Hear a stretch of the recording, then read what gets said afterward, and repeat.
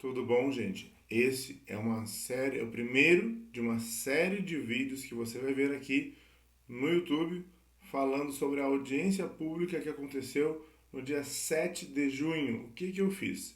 Eu peguei essa audiência pública e fatiei ela em pedaços de acordo com o seu interesse, de acordo com o palestrante que falou lá no dia, e aí você vai poder assistir aqueles que mais interessam, aqueles que interessam ao seu segmento. Então, essa primeira parte, eu já vou dizer do que se trata, vamos primeiro fazer aqui as honras da casa. Se você for novo por aqui, pausa o vídeo agora, se inscreva no canal aqui embaixo, ative as notificações e deixe seu like, compartilhe nosso conteúdo e comente. Quem sabe o seu comentário não vira um Augusto Leitão Responde. Passe nas nossas redes sociais, nós temos o meu Facebook e o meu Instagram, o @Augusto Leitão. Lá você encontra trailers, vídeos e algumas frases que você pode salvar e compartilhar. É o @Augusto Leitão. Me segue por lá também.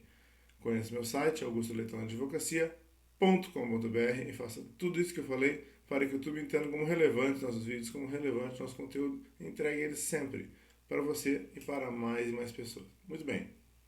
O primeiro link que tem aqui embaixo é a nossa página de contatos. Lá você encontra todos os nossos contatos e uma forma de entrar em contato conosco. Nosso e-mail atendimento@augustoleitãoadvocacia.com.br. Para quem não pegou, atendimento@augustoleitãoadvocacia.com.br. Também na descrição desse vídeo, além dessa primeira parte, você vai encontrar os outros links da segunda parte, da terceira parte, da quarta, da quinta e da sexta. São 6 partes e o link da audiência pública inteira, com ela de ponta a ponta para você que quer assistir ela completa. Tá? Eu vou deixar tudo aqui separado por assunto, por link, para que você possa assistir de acordo com o seu interesse. O que foi visto nessa primeira parte? Houve a abertura da mesa, a deputada Fernanda Melchiona que abriu os trabalhos, falou um pouquinho do que ia ser discutido, do que ia ser exposto durante a audiência pública, e logo depois ela passou a palavra para o representante do Ministro da Defesa, um dos secretários do Ministério da Defesa, que estava lá representando o Ministro da Defesa, que era um tenente brigadeiro da Aeronáutica, que é um oficial general 4 estrelas, que estava lá com a função, nesse dia, de representar o Ministro da Defesa. E ele falou por mais ou menos uns 20 e poucos minutos, e falando sobre a Lei 13.954, que é a Lei 13.954, o que ela trouxe modificações, quais adicionais foram criados, quais adicionais foram majorados, quais contribuições foram criadas. São assuntos que quem acompanha aqui no canal já conhece, e se limitou a fazer uma exposição da Lei 13.954 e não trouxe nenhum ensejo, nenhum sinal, nenhum aceno de modificação. Até por isso ele foi criticado ao final pela deputada que estava presidindo a mesa. Vamos assistir? Coloca lá, por favor.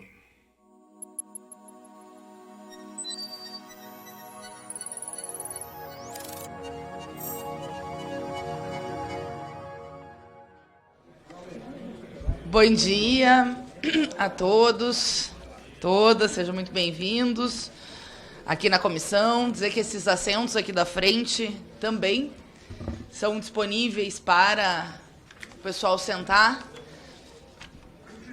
registrar em nome da Comissão de Relações Exteriores e de Defesa Nacional. Dou as boas-vindas aos nossos convidados e convidadas, que prontamente aceitaram o convite para participar desse importante debate.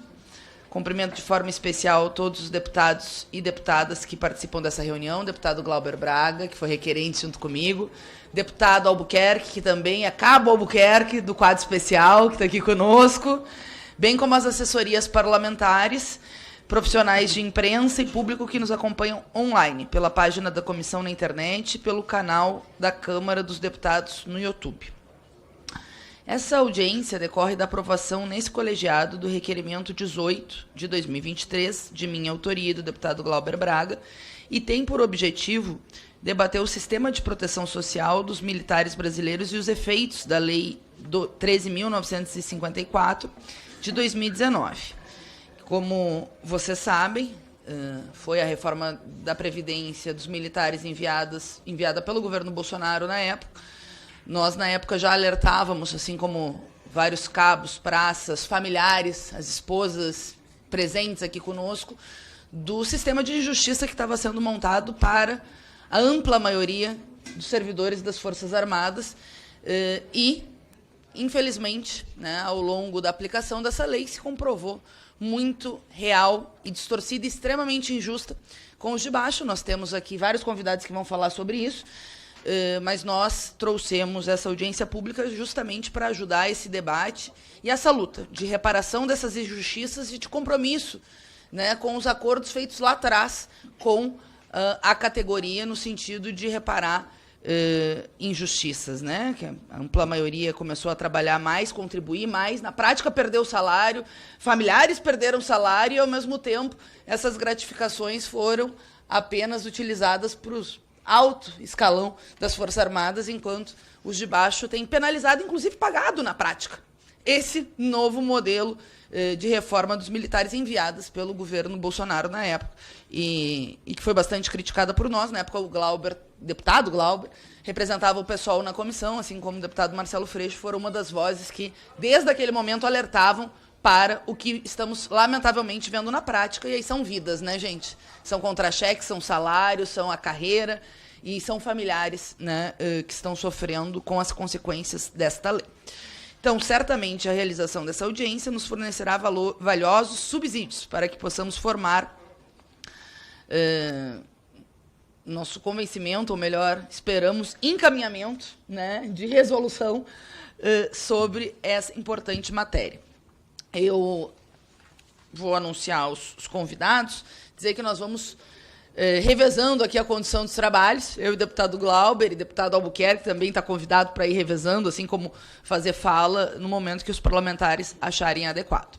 Os convidados que participam dessa audiência pública, às quais faço um agradecimento muito especial, é o Tenente Brigadeiro do Ar, R1, Heraldo Luiz Rodrigues, secretário de Pessoal, Saúde, Desporto e Programas Sociais do Ministério da Defesa, que participa virtualmente, o Vanderlei Carlos Gonçalves, que é representante dos militares das Forças Armadas no estado de São Paulo, o Cláudio Lino, que é representante do Instituto Brasileiro de Análise de Legislações Militares, a Jéssica Rocha, especialista em práticas jurídicas envolvendo pensionistas, e o senhor Jorge Britos, representante dos militares reformados, e também do Sindmil, como todas as convenções garantem internacionais, a organização dos trabalhadores. Peço a atenção das senhoras e dos senhores deputados para alguns esclarecimentos importantes sobre os procedimentos regimentais e também todo o contingente de trabalhadores, né, que nos acompanham, sargentos, cabos, né, que estão aqui conosco. Não sei a patente de todos, mas conheço alguns já. Então, peço atenção para como funciona aqui regimentalmente a comissão. Cada palestrante terá até 15 minutos para fazer a sua exposição inicial, não sendo permitido a partes, ou seja, a pessoa não pode ser interrompida, fala os 15 minutos. A lista de inscrição para os debates nessa reunião encontra-se disponível para os senhores parlamentares no aplicativo Infoleg. O tempo previsto para cada parlamentar interpelar, perguntar para os convidados é de 3 minutos, em conformidade com o estabelecido no artigo 5º, no parágrafo 5º do artigo 256 do Regimento Interno dessa Casa. Obrigada, querida. Ao final do debate, cada convidado disporá de 3 minutos para suas considerações finais e também a resposta das perguntas que vão surgindo ao longo do nosso debate. Então, vai ser um pouco assim. Nós queremos aproveitar esse momento enfim, quem quiser também fazer contribuições, perguntas online, por escrito, e dependendo da hora que terminar as exposições, até as pessoas que estão aqui no plenário, nós podemos abrir poucas intervenções, mas para que vocês sejam ouvidos também pela comissão, para que fique registrado nas notas taquigráficas. E aí tem uma rodada final que os convidados respondem os questionamentos, sugestões, encaminhamentos, questões trazidas pelo plenário e pelos parlamentares.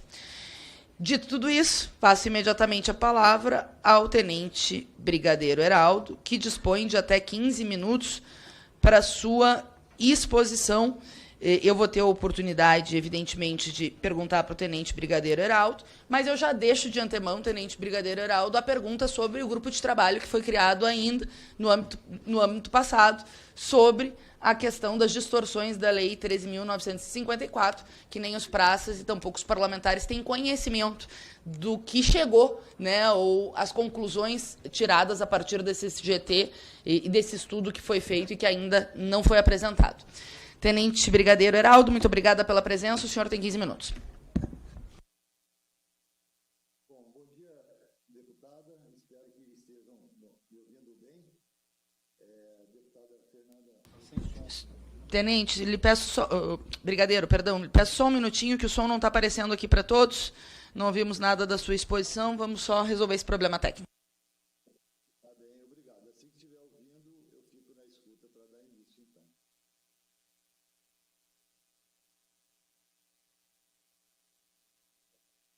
Os senhores estão me ouvindo agora?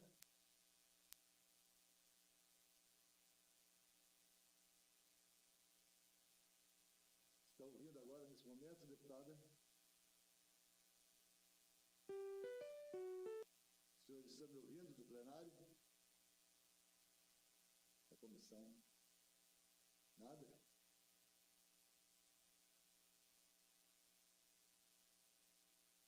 Ainda não escutam nada?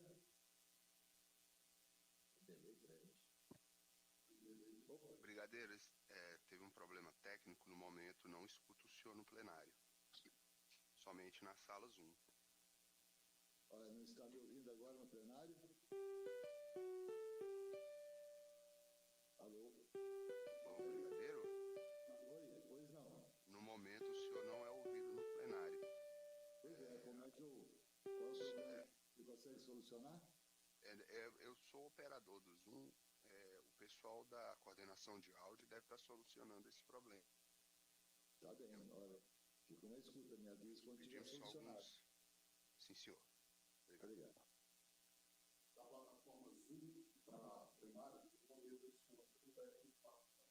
bem. Ok.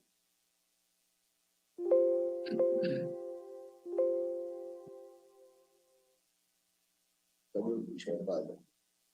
Eu vi o trabalho. Na sala azul estamos ouvindo, o deputado Busato aqui. Tudo bem? Bom dia a todos. Bom dia, deputado. O problema é no plenário. Agora resolvemos. Está sendo solucionado. Não resolvemos?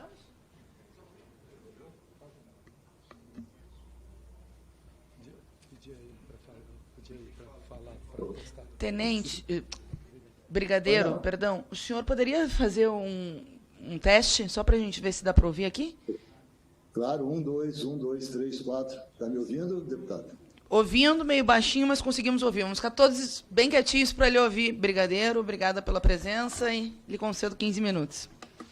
Tá bem, obrigado. Procurarei falar mais alto, deputado, e cumprimento a deputada Fernanda Melchiona, o deputado Glauber Braga, que estão nessa audiência, aos nossos convidados, senhor Vanderlei Carlos Gonçalves, senhor Cláudio Lino, senhora Jéssica Rocha, senhor Jorge Brito.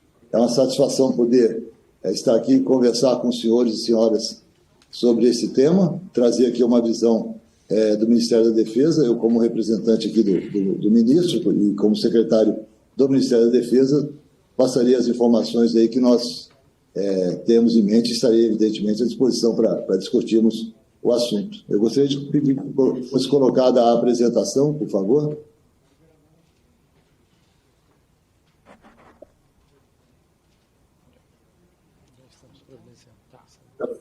Estamos providenciando, Brigadeiro. Está bem, muito obrigado. Pronto. Colocado, ok.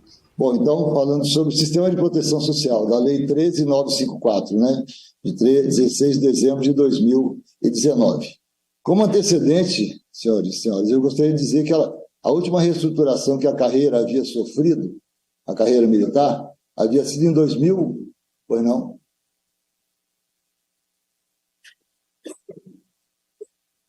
A senhora está me ouvindo? Perfeitamente. E estão vendo também a apresentação? Também. Então está tudo aqui. Então, a nossa última reestruturação foi em 2001, com a medida provisória 2215, né?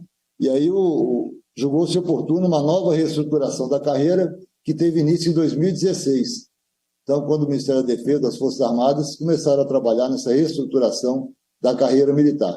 Os objetivos que se procuravam naquele momento era racionalizar os nossos efetivos, tentando reduzir o efetivo de carreira das Forças Armadas, substituindo por temporários, o que facilitaria no cálculo previdenciário da aposentadoria, né, dos militares.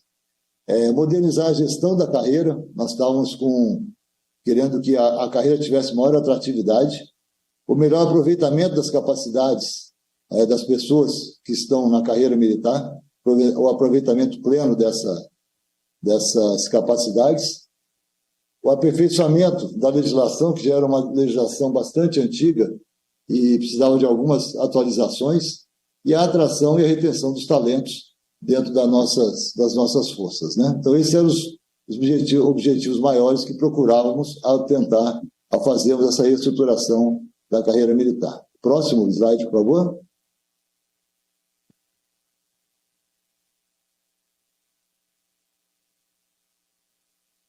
Bem, qual a maneira que nós encontramos de fazer essa modificação?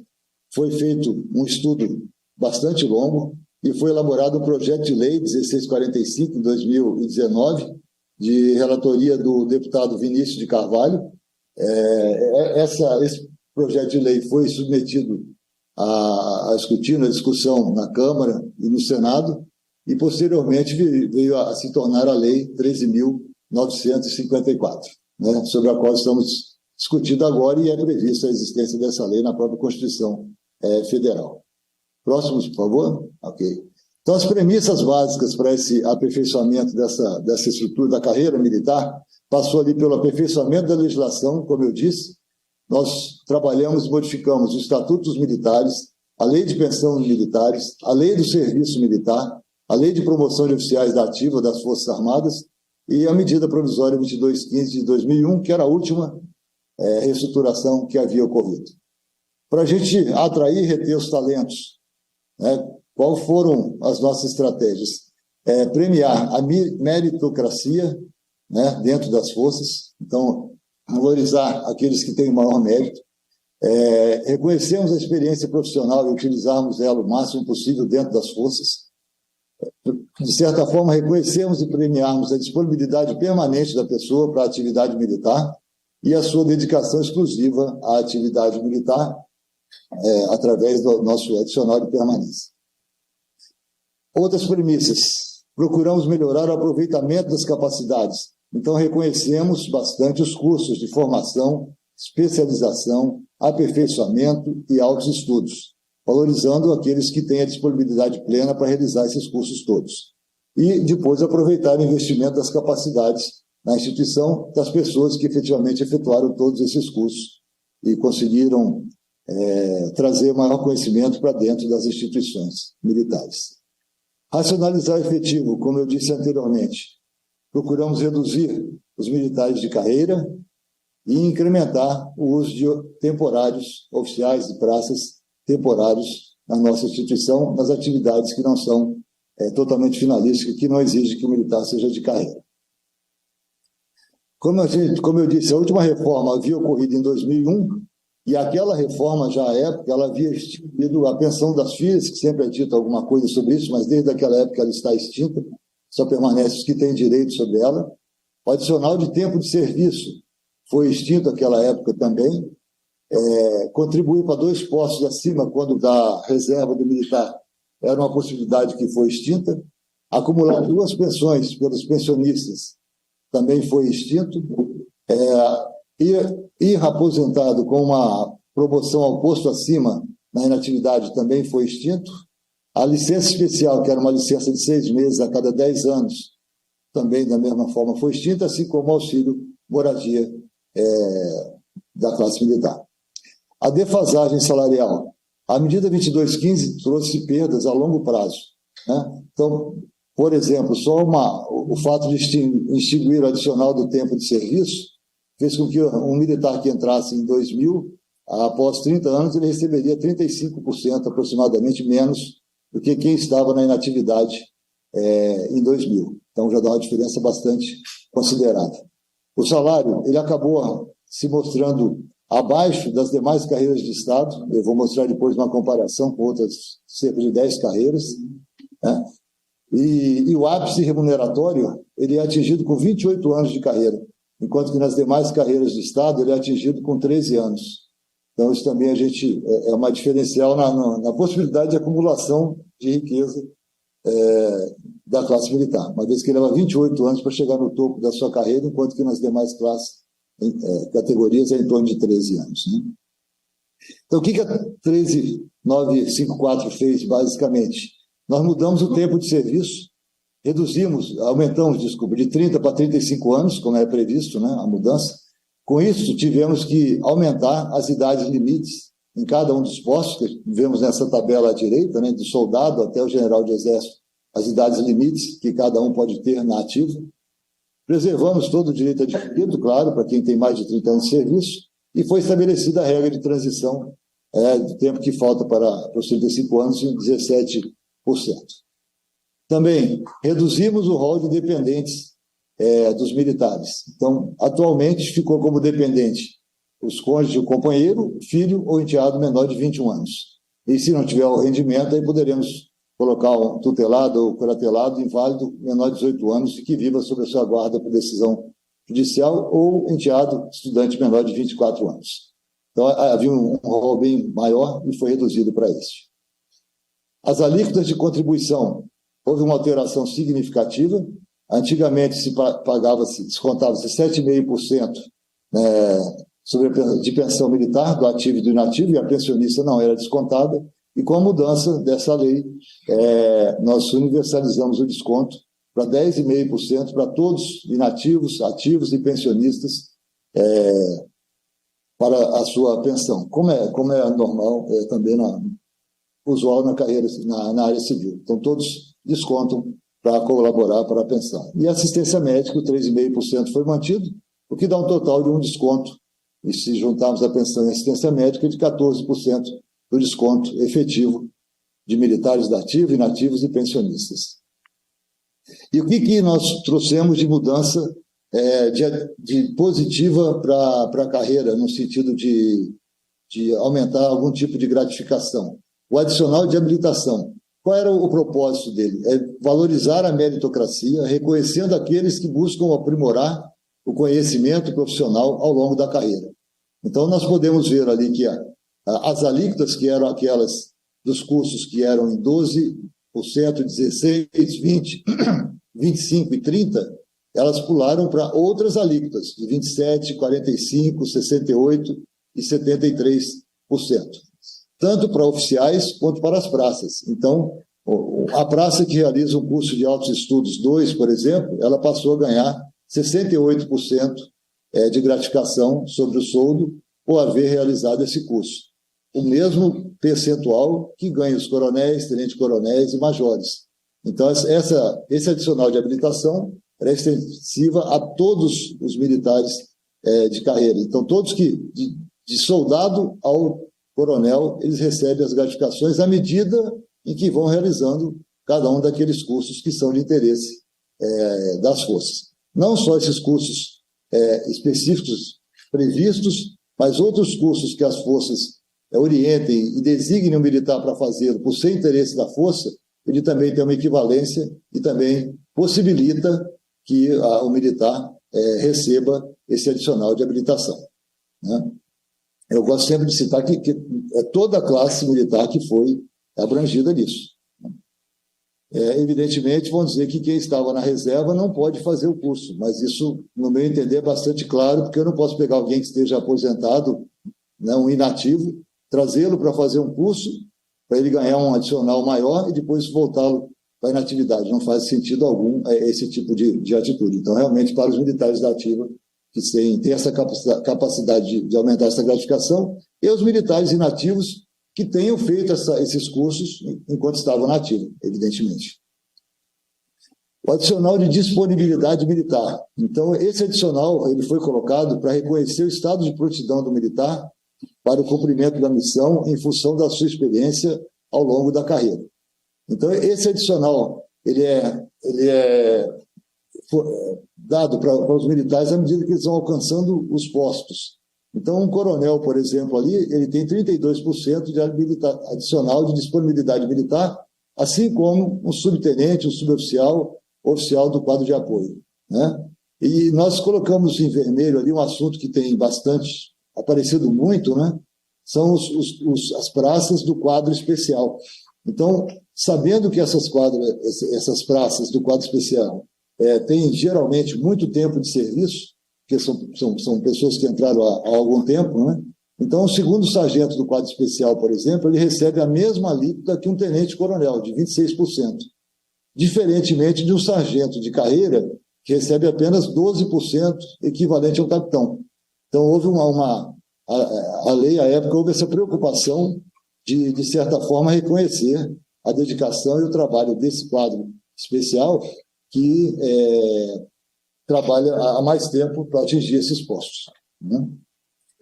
Da mesma forma, esse adicional é extensivo a todos os militares, até o posto de coronel, e depois os oficiais generais, tem um adicional um pouco superior, que são apenas os oficiais generais. Todos os oficiais generais certamente contariam com mais de 35 anos de serviço.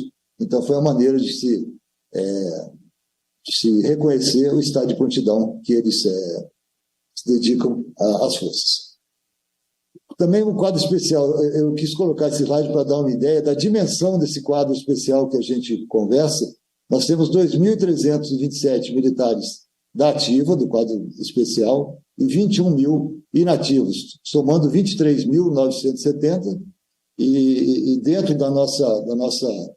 dos militares da ativa, que nós contamos com 2.327, é sobre um grande total de cerca de 360 mil militares no total, dos quais 2.300 são esse quadro especial que a gente, por vezes, toca nesse assunto, até com certa recorrência.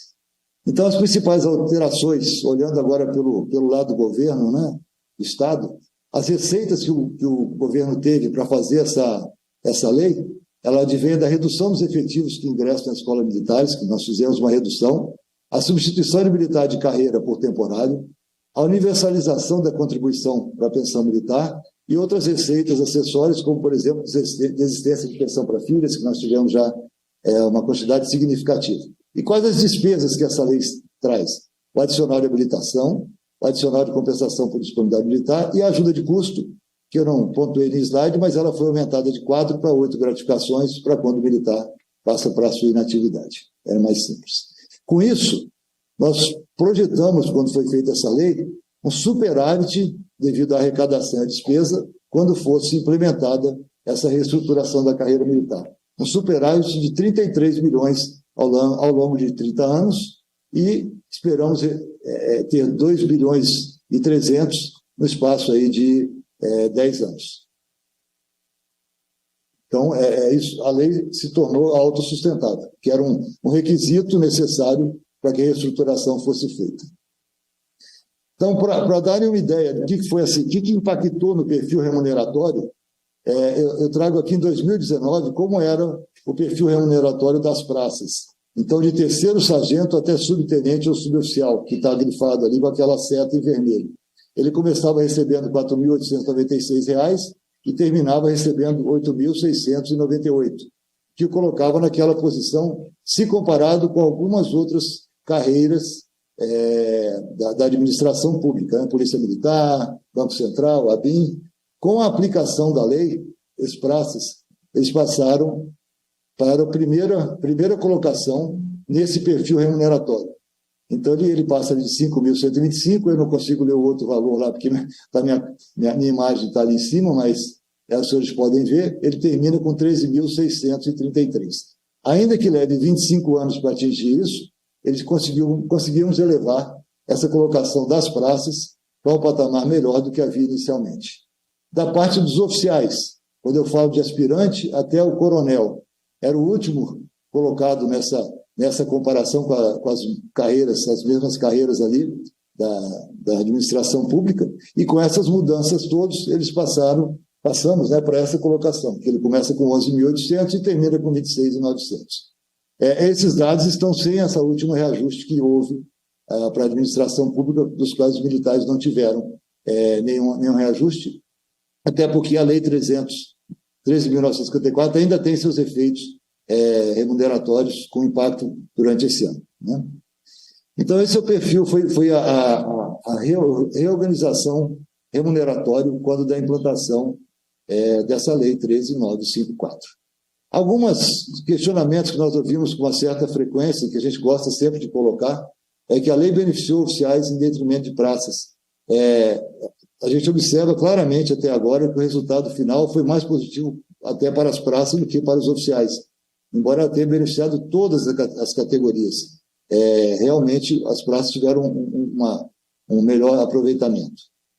Houve redução de salários? Não, mas em alguns casos isolados, sim, em pensionistas, houve um decréscimo dessa remuneração líquida em função do aumento do desconto. Nesse caso, ela recebeu um adicional diferenciado para que fosse mantido o mesmo valor remuneratório, que não houvesse redução disso, né? Os benefícios não alcançaram inativos e pensionistas. Eles alcançaram também esse universo, da mesma forma. Quem tinha um curso, ele elevou a sua gratificação, né? Quem tinha um determinado curso poderia ter uma gratificação maior. Quem não teve tempo de serviço, por exemplo, teria gratificação por dedicação. Então, ela alcançou os pensionistas. Mas fica bem claro que o foco dessa reestruturação foi realmente as novas gerações e o futuro da estrutura militar. Não pôde ser baseado no passado. A gente procurou realmente valorizar o futuro da estrutura militar, né? Um Estado melhor. As praças do quadro especial não foram beneficiadas. Só acabou o seu tempo, eu vou conceder mais uns 2 minutinhos, pode ser? Isso. Muito obrigado, já estou terminando. As praças do quadro especial não foram beneficiadas? Foram beneficiadas no sentido de que nós demos uma adicional disponibilidade militar maior, né, para as praças especiais, levando em consideração que eles entraram na força, né, sem o concurso, não foi dada a necessidade de curso de pós-graduação, mestrado, para essas praças, no decorrer da carreira, porque as obrigações que eles tinham não tinham esse tipo de curso. Então, eles realmente só tiveram as benesses da gratificação, da formação e da especialização. A lei prestigia somente os militares ativos? Não, ele reduziu as diferenças entre ativos e inativos. Como eu disse, alguém aposentado em 2001 poderia receber até 35% a mais do que o que aposentasse agora. Então, nós tentamos comparar isso aí e trazer uma realidade próxima um do outro. E foi concedido aumento salarial? Não houve reajuste salarial. Ela ajustou-se às peculiaridades da carreira militar, mas sem haver um reajuste salarial. Então, a lei é importante, deputado, eu gostaria de só dizer que ainda tem os seus resultados sendo implementados, então uma avaliação plena dela ainda acho prematura, ela ainda tem efeitos, que ainda esse ano, em junho, vai ter um efeito remuneratório, então ela não tem o efeito todo implementado. O resultado dela atendeu todos os círculos hierárquicos, nós a julgamos justa e superavitária, e está sendo, como prevista, superavitária. Ela valoriza a meritocracia e a experiência profissional, ela contribui para a atração e retenção de talentos, ela valoriza a carreira militar como uma carreira de Estado e é adequada às peculiaridades da carreira. E não foi um reajuste salarial, porque o valor do soldo dos militares das Forças Armadas é o mesmo desde 2016, então não houve um reajuste. Houve realmente uma reestruturação, mantendo-a superavitária. Deputado, eu agradeço o tempo adicional que a senhora me concedeu e era isso que eu tinha para demonstrar. Muito obrigado e fico aqui à disposição. Depois eu respondo à senhora sobre aquele grupo de trabalho que a senhora comentou. Assim que tiver o momento das respostas, eu dou andamento a essa resposta. Muito obrigado.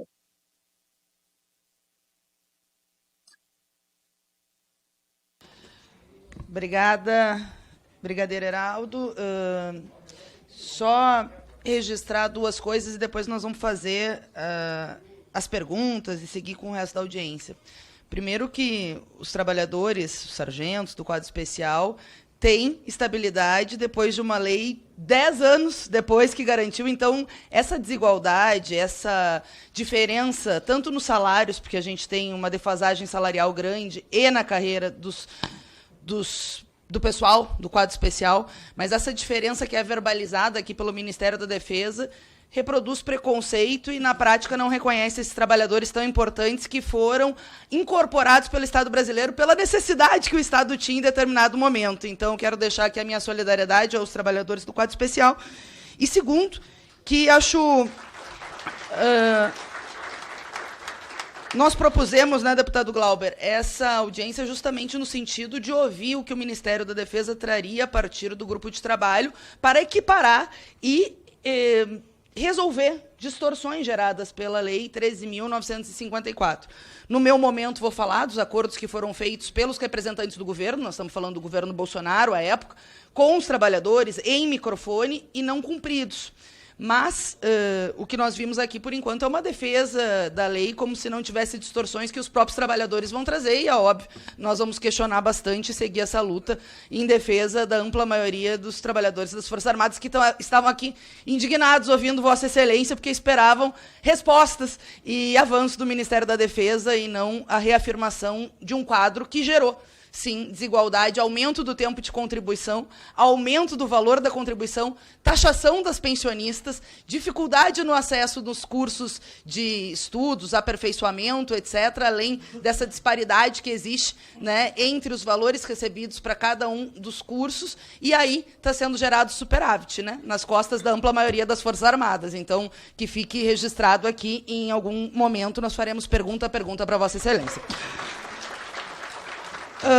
Vamos passar imediatamente para o senhor Jorge Brito, que tem até 15 minutos para sua exposição. O doutor Jorge Brito vai explanar em pé. Já peço para o deputado Glauber presidir um pouquinho para a gente revezando. Tá bom.